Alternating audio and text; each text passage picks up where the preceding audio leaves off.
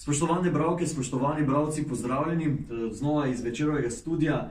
Tokrat z nami predstavnik športne redakcije Bojan Bauman. Lep pozdrav. Pozdravljen, živijo.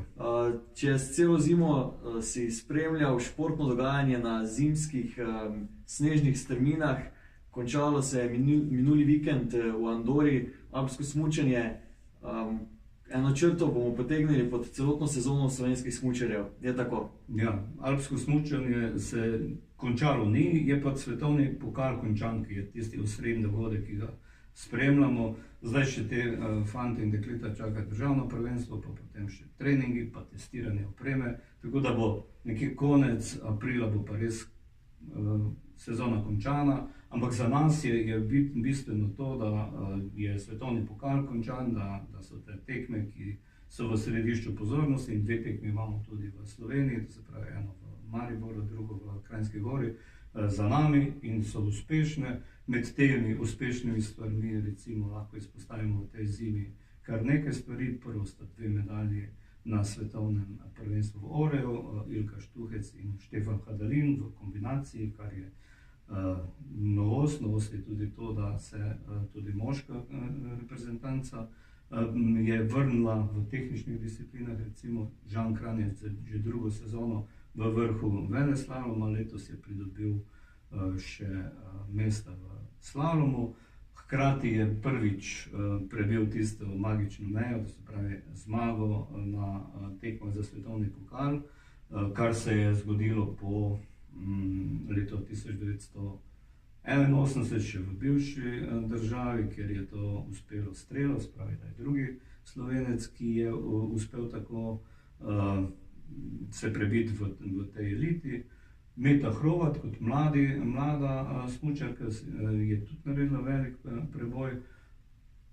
Med te pluse, ko že omenjam pluse, dam še 2,6 milijona proračuna namenjenega iz Smučarske zveze in pa, torej, to pa sem že omenil, da uspešna organizacija 2 tekem za svetovni pokal.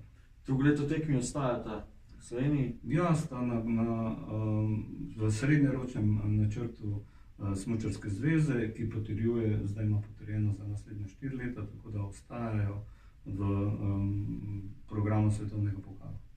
Jutri večer pripravljate posebno analizo, kaj še mogoče, da ja, izpostavil bi še tiste negativne stvari.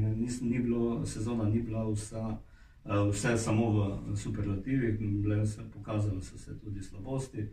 Prva od teh slabosti so poškodbe.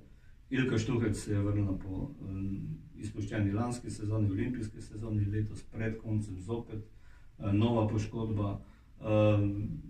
Poškodbe so bile v moški ekipi za hitre discipline, tam je bil poškodovan Kosi, ki je bil na začetku sezone zelo obetaven, pa je potem prišel v Bormio, kjer se je poškodoval. Poškodba sama ni bila huda tako, da bi moral okrevati, da bi, nič ni bilo zlomljenega, bilo je pa hud padec, po katerem se je celo sezono pobiral.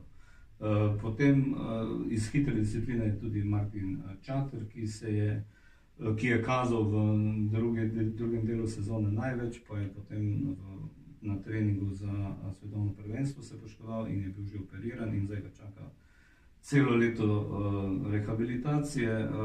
Ilka, smo že rekli, da je poškodovana, Ana Drev je poškodovana in lansko poškodbo še vedno sanira Tina Robnik.